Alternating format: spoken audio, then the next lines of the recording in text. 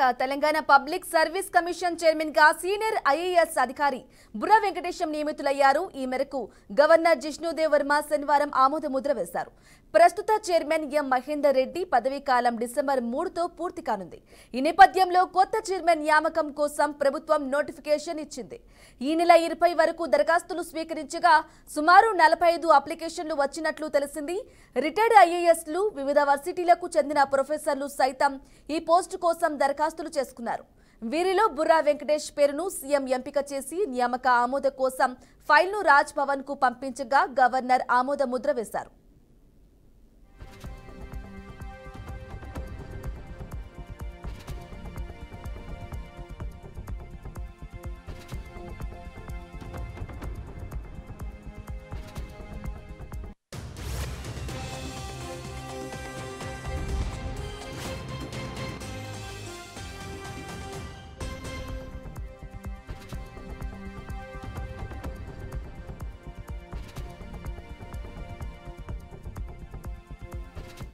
Breaking news చూస్తున్నాం. Telangana public service commission chairman గా senior IAS అధికారి బుర్రా వెంకటేశం నియమితులయ్యారు. ఈ మేరకు గవర్నర్ జిష్ణుదేవ్ వర్మ శనివారం ఆమోద ముద్ర వేశారు. ప్రస్తుత చైర్మన్ ఎం మహేందర్ రెడ్డి పదవీ కాలం డిసెంబర్ 3తో పూర్తి కానుంది.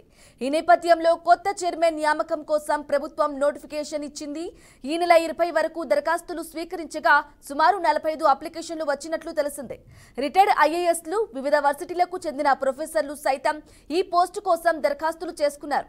వీరిలో బుర్రా వెంకటేష్ పేరును సీఎం ఎంపిక చేసి నియామక ఆమోదం కోసం ఫైల్ను రాజ్ భవన్ కు పంపించగా గవర్నర్ ఆమోద ముద్ర వేశారు.